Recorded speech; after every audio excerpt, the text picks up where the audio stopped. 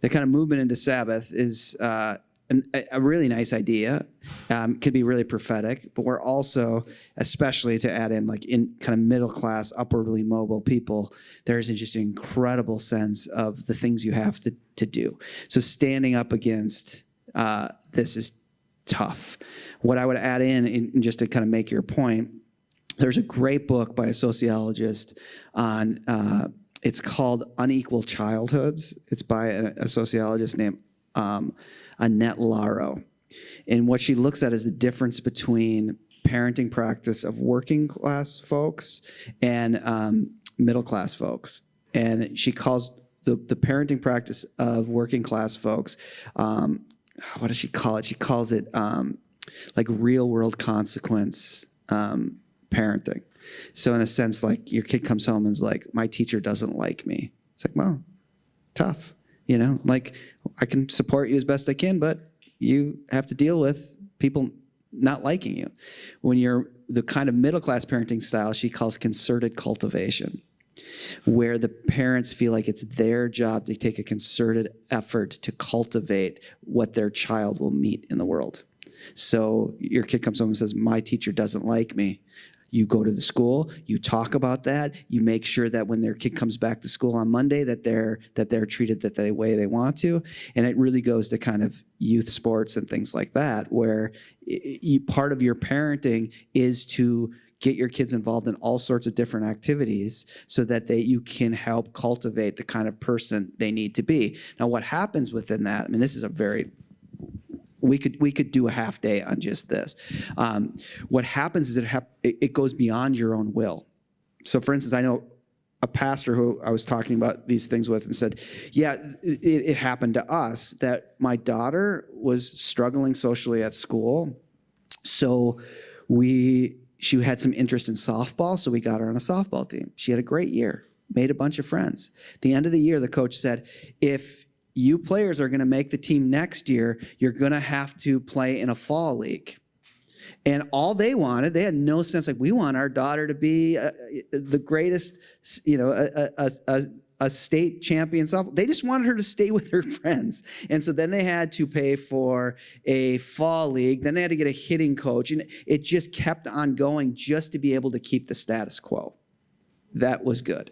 And so we do have to have deep compassion for our families like this that feel so utterly busy because they feel like they have to do all of this just to be a good parent and keep this status quo. I don't think we will ever be able to break that by saying, you should feel terrible about that. I think we do have to be really curious, and we have to have conversations about what is a good life. What does it mean to live well? And I do not think that the church, with young people particularly, can ever compete.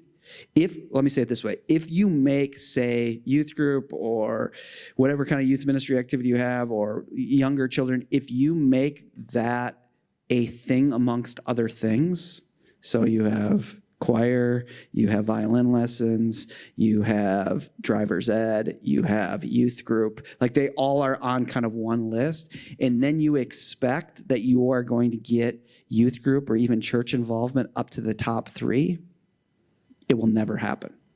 You will burn out. You will concuss yourself banging your head against the wall. But I don't think we should evaluate it as one thing amongst other things. I don't think we should allow that to happen. A lot of youth directors, youth workers are hired for that. It's like, geez, how can you this church 50 years ago, 20 years ago, we used to have 45 kids in the basement. Now on a Wednesday night, we have 12. Your job is to, instead of them doing all this other stuff, to come here. And it will just become another thing amongst things. But there is something that's really dynamically beautiful that the church does offer that all of these other things can't. And what it offers is deep senses of narrative and story. And where our identities are actually formed is inside of stories, not necessarily inside of activities. I mean, this is a little confusing because it's inside of a larger assertion. I did this research with these parents and was fascinated by people who never went to church to people who are very committed Protestants, they all said that their biggest goal, all middle class people, however, are all trying to, their biggest goal for their kids is to help their kid find their thing. That thing was never really church, though that was one of the things, but the thing was like hockey, we hope it's her thing, or whatever. There always was this sense of finding the thing. And once church involvement becomes another thing amongst other things, it will then have to play this game of how it gives you the resources to live what your dream might be. Again, this is a longer conversation. I'm painting myself into a corner because there's all theories on top of theories. It becomes like the movie Inception, theory inside of theory inside of theory. We got a Christopher Nolan themes going here.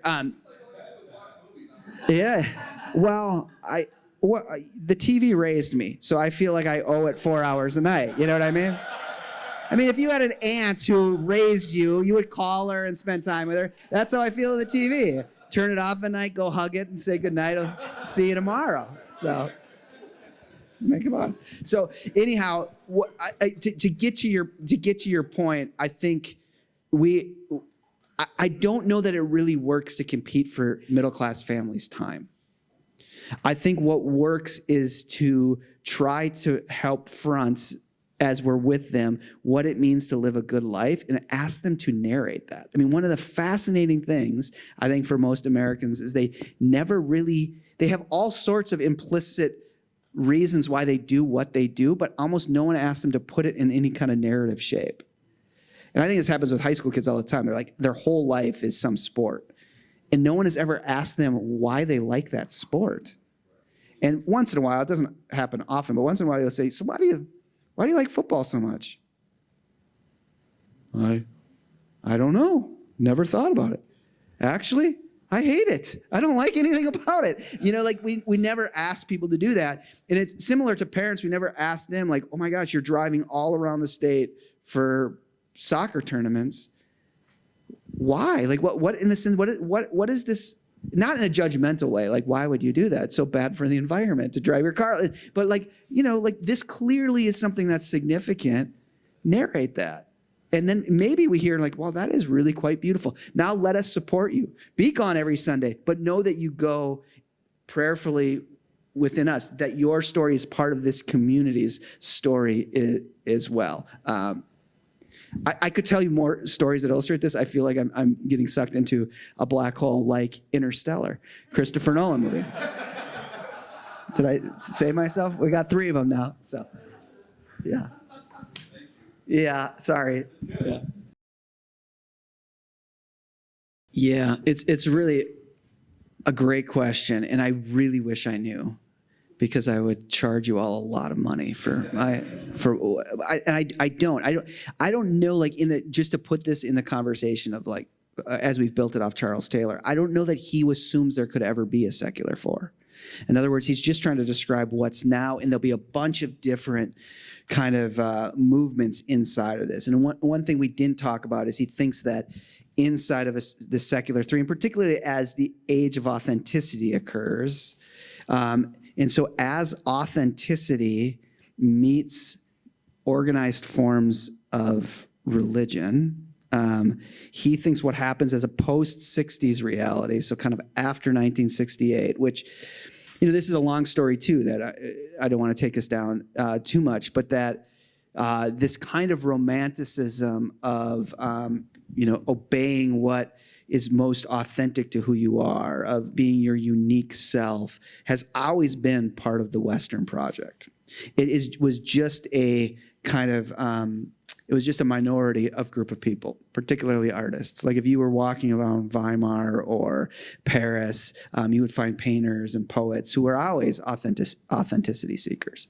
That was true everywhere. It just was a small group of people. But what happens after 1968, really across the West, but particularly across America, is that becomes writ large. We all become bohemians in some sense. And it had a lot to do with the way consumer culture worked. That if you watch Mad Men, it really is the history of this. There's a really great book, one of my favorite kind of cultural analysis books by Thomas Frank, called The Conquest of Cool. And what he shows, like looking at kind of histories of business and marketing, is that that the admin of post-war period, that the movement, so gosh, I fear we're inside of Inception again. But one of the ways after the war to make sure that economic depression didn't continue, and that World War III didn't continue, that the strategy was to have a very fluid economy.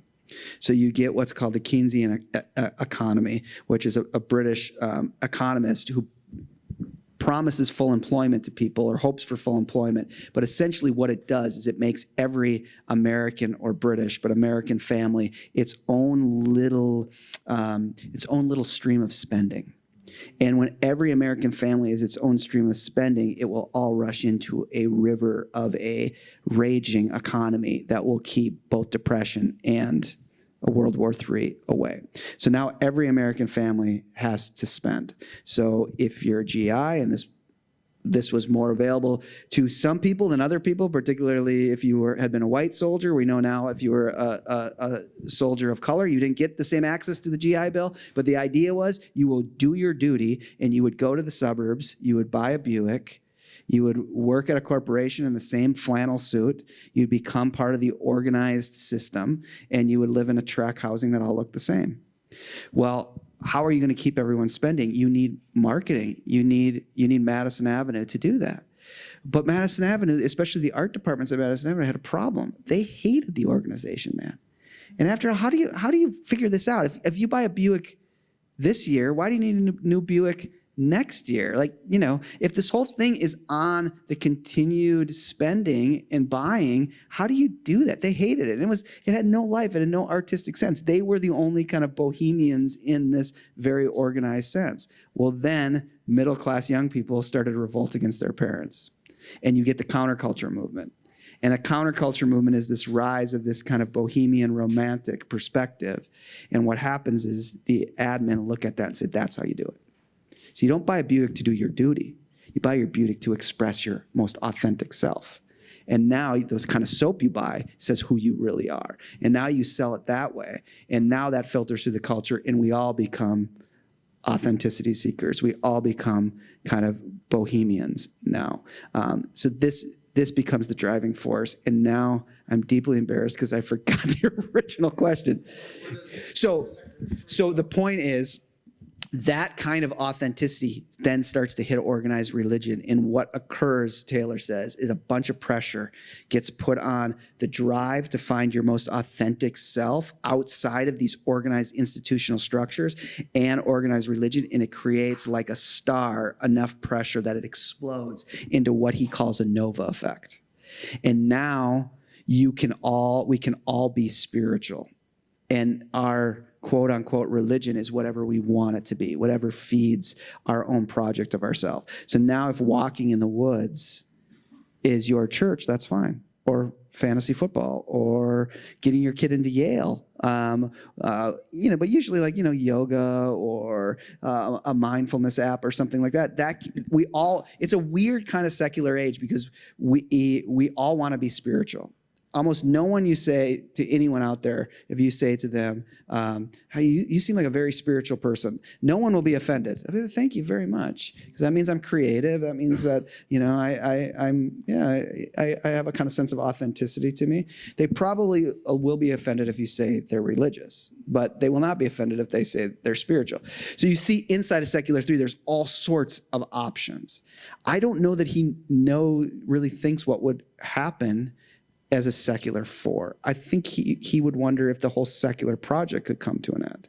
I mean, we could see something occur where, AI comes around and, we revert back to a distinctly rationalist perspective, or things could become so fragmented that, we could see. I mean, we have seen the broader forms of liberal democracy could come to an end. We've seen, classically in the West, democratic systems come under pressure. What happens if those go away? We would have a very different form of what comes after this. So maybe there'll be a kind of secular four that somebody will name, but there also just could be the end of the modern project of the way we think about this. And so right now, I would even say all the kind of digital spaces like AI and things like that are still really happening inside the kind of Nova effect of secular three and that kind of openness.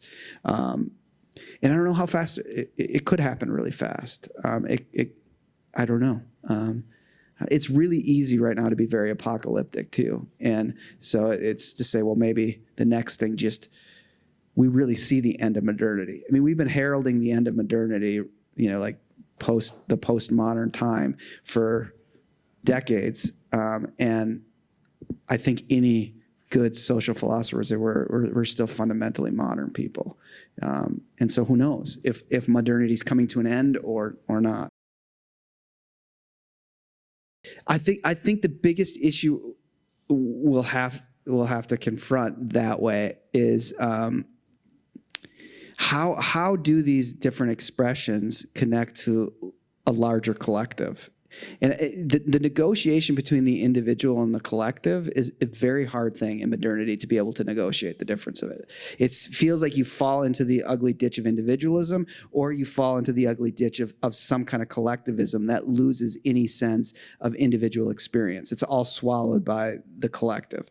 And so I think that becomes a similar how we negotiate that. And so does this kind of do these expressions that are disconnected, how do they connect to a bigger reality? I think the other piece that's similar but different is it is very, very hard and a very, very narrow path to walk between openness and particularity. I think that it's very hard to do that. So how are we actually open to the world, open to people's expressions? Hospitable was a word that Larry used yesterday. And yet that hospitality and that openness not lead to the continued loss of being able to make a particularity claim, in even a normative particularity claim. How do we even say we believe the whole of the created realm revolves around the peasant from Nazareth, that we claim Christ in him crucified?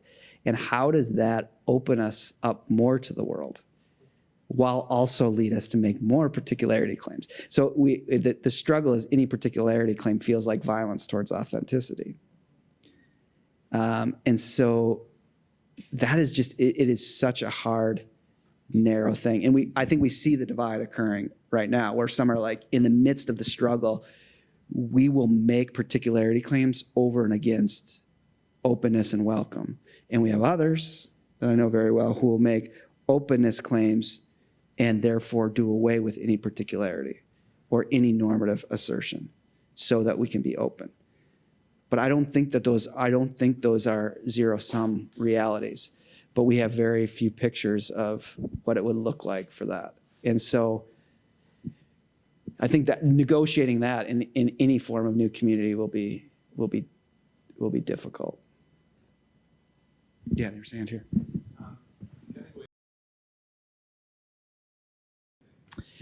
I think it's possible that it points to that. I think that the Great Recession does point to the reality of you get off of the acceleration machine and you're like, why would I ever want to get back on that? I hate that. I mean, in some sense, it's a break of the very kind of flat, imminent ritualization you had anyhow, getting up, going to work. You break that, and all of a sudden you're like, I don't want to do that, which is similar in a similar way that happened with church. Like people, there are fewer of them, but there were a lot of people who just, this is what we do. And all of a sudden that gets interrupted, and you're like, do we want to do that? Maybe we don't want to get up on Sunday morning and go to church. So I don't know what we're going to see coming out of that, because that's happened. But now our reports are we're getting, the labor market is getting stronger. But the other thing one of the things that we saw after the Spanish flu, I mean, one of the reasons we get the roaring 20s is because it comes after World War I, of course, and then the Spanish flu, and people are like, make up for lost time. Let's go, go, go. And if you've been at an airport, see, we were told, and some of us who travel a lot were like, I hope this happens. Like, business travel is over, and people are going to be on Zoom all the time. And those of us who are still going to travel are like, yes, then I'll get upgraded every time. See, it's always the spiritual things you're worried about, and it's been the exact opposite. That people have tried to make up for lost time, and so and it doesn't hurt that credit cards are like, if you give us $500, we'll give you 180,000 miles. And you're like, we always wanted to go to Italy, and all of a sudden COVID happened, and we're gonna do that. So I think maybe this is similar to the Spanish flu, that it feels like there's a kind of an acceleration to harvest your experiences. And if you have the access or can get the credit, that you're willing to go, go, go, go. But maybe going back to a service industry job, you're like, I'm not sure I want to do that. But even that creates juxtaposition of how do you have your kind of identity on being someone who's traveling the world, but you're not working. Like those things get negotiated. So I'm not sure how it shakes out. But oddly, I think church gets kind of filed, being part of a congregation gets kind of filed a little bit with work. It's like maybe that's something we can get rid of in our lives. Going back to the question even about people's busyness with all these other activities. So I had a colleague who retired. He's been retired for a bit, but his name is Raleigh Martinson. Really great guy. I don't know if some of you know him, but he's the kind of guy who would talk to anyone. And he would talk to anyone, and then he would call it research. He'd like be in a presentation. I was doing research. It's like, you were just talking to someone at the gas station is what you were doing.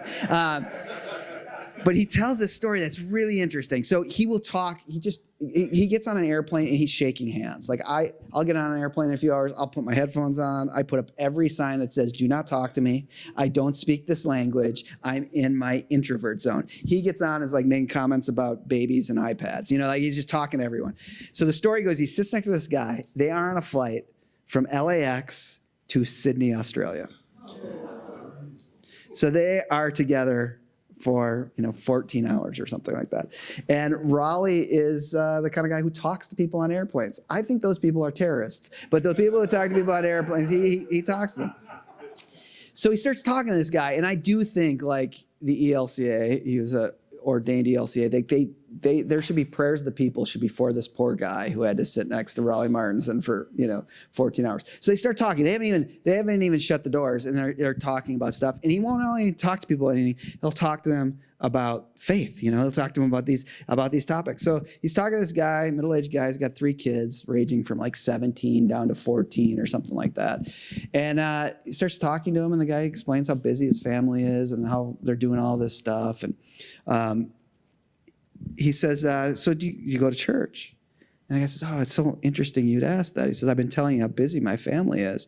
Just last week, we called a family meeting.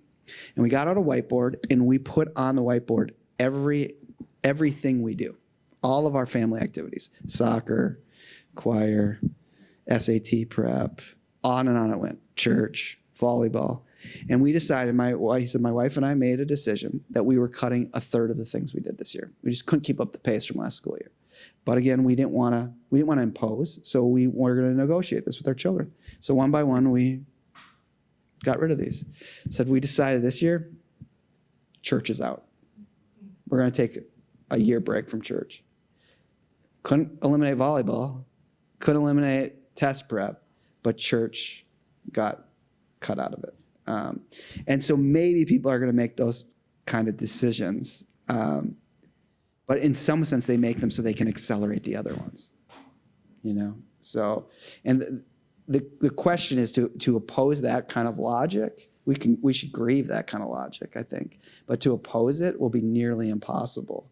But there may be ways inside of it to ask people to narrate a deeper experience, to invite people into being prayed for in those realities, thinking about ways that even people who aren't, we have a very kind of sense of out of sight, out of mind with people. And how do we become very aware that we're sending people out into the world to proclaim Jesus Christ? And if it is good to be in all of these sports. That is a good life lived. Then let's reflect on that, and then let's the church bless it in some way. But that means we have to articulate it, and we have to articulate it inside of some normative commitments too. Like why does this affirm the image of God in us? And that also allows for us to be like, I don't know that we need this. I mean, I think what I ultimately want to leave you with is thinking about and being really curious about how it is that people concretely encounter the living Jesus Christ. Like, where is that? What does that look like for people? So let me try an exercise with you. I think we have just about time for this. This will be the last story, but I think it lands this. So just take 15 seconds and think about, like, one way into thinking about an encounter is Protestantism within the church broadly, theologically. We've always talked about there's always been truth, but beauty. And the Eastern Church does a much better job of thinking about beauty and the place of beauty. I think as Protestants, we do a better job, or we emphasize more truth than beauty, but these are always hung together, that Jesus is the truth and Jesus is beautiful. So there's a reality in beauty. So take 10 seconds and try to access in your imagination something you find beautiful.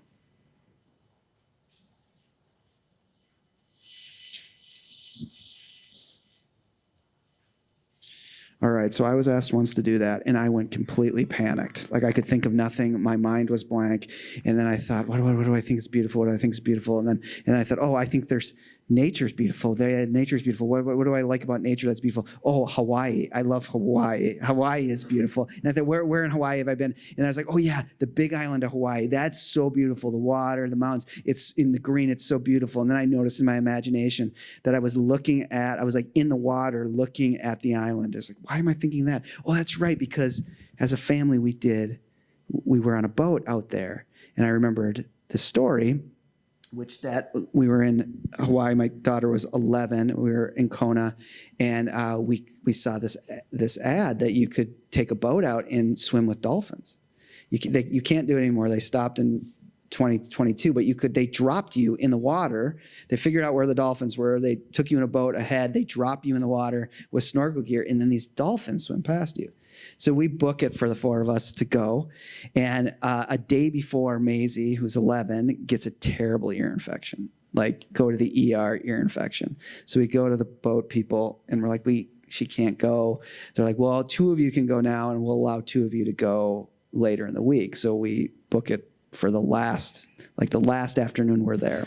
So Kara goes with Owen, and I'm watching them, out, and they come back, and she comes back. And remember, I told you she's the mystic. I'm like, what was it like? She said, it was amazing. Andy, it was amazing. She said, it was the most spiritual experience I've ever had. They drop you in this water. It just blew all the way down. And then you're just bobbing there. And then you hear, and all of a sudden they appear. And there's these dolphins all around you. And she says, Andy, then I swam with this dolphin. And this dolphin and I were making this. I am not exaggerating any of this. She said, then I was swimming with this dolphin, and we were looking eye to eye. And it was just, I felt so alive, and just, like, it was so beautiful. It was so wonderful. And she's telling me this, and I'm like, hell yeah, I'm going in 2 days. I'm going eye to eye with a dolphin too. So Maisie and I go, and she's still not feeling well, but she's such a trooper. She's going to do this. And she's just this 11-year-old girl, and she just feels terrible. And when she doesn't feel good, I mean, this is sadly not true as much anymore, but when she was that age, she just would hold you, like she'd hold onto your arm to the point where it was so annoying, like she was going to tear the skin off your arm. But it's just because she was feeling vulnerable. And so now we're sitting next on the boat, and she's holding my arm the whole time. And I'm kind of annoyed by this. And, I'm trying to have my spiritual experience, and she gets her goggles on, and she's still not feeling well, and it's just like her face is stuffed up, and she will not let my hand go. We're out there, and then we jump in the water, and I got like my iPhone camera ready and things, and she still will not let go of me. It's just she's just an anchor to me.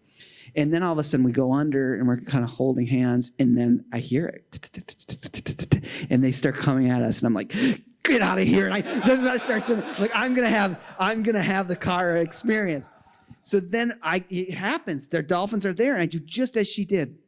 And again, I am not exaggerating this at all. The dolphin and I are eye to eye. And I'm having the experience. And the dolphin looks at me, and then it goes down about 6 feet right in front of me. This is not for comic effect. This happened. It lifts its tail and takes a crap. And it is a cloud. And it goes, this thing knew what it was doing. Like it had to. We went eye to eye, went down, lifted its tail, and and then I come up out of the water. I'm like, oh my God. And I look at Macy, like, did you see that? She's like, yeah, it was the best thing ever. So we swim back to the boat. It's not quite the same mystical experience, that Cara had. But we get back on the boat, and she still doesn't feel well, and she's still holding on to me. But then, in the midst of trying to access what's beautiful, I think, well, that's what's beautiful. The vulnerability of this little girl, the connection we have to each other, the way her life is bound in mine and my life is bound in hers, the way that we hurt each other and seek forgiveness. It's her person next to my person. It's the uncontrollability of our relationship with each other. That's beauty. And so in many ways, what I want to leave you with is this kind of sense of the very confession of the incarnation of Jesus Christ being the person who both the divine and human nature share in, makes personhood the place where God moves. And so I think a response to Secular 3, and I was talking at the break about this, particularly for Bonhoeffer, Jesus Christ is the one who comes into our lives and frees us from death so that we might love our neighbor, and that we share in the very being of God by sharing in the act of God. And the act of God is to give God's self to persons. And when we share in persons' lives, we encounter the very living God. And so I think that's beauty. The beauty was her vulnerability and need for me to care for her in the way that she cares for me. And I think that becomes a way to think about even how revelation moves within a Secular 3 reality. It's not just giving in to subjective experience. It's how do we be persons with one another? How do we proclaim to the world that the very personhood of God is made known in the person of Jesus Christ, and that we live into that by being a community of persons who uphold one another and seek for this God who moves in the midst of persons. I mean, that's what happens with Rachel and that cabbie. That cabbie shares in her personhood. And for her, this becomes, my question to her was, where have you ever had a concrete experience of being ministered to by Jesus Christ? When this cabbie shared in her death, became a manifestation of hope, of reconciliation, of new life. So don't go eye to eye with the dolphin. That's my main takeaway here. And that's a true story. That's not for comic effect. I will never forget that cloud coming at me. All right, on that note, thank you very much. It's been really wonderful to be with you all.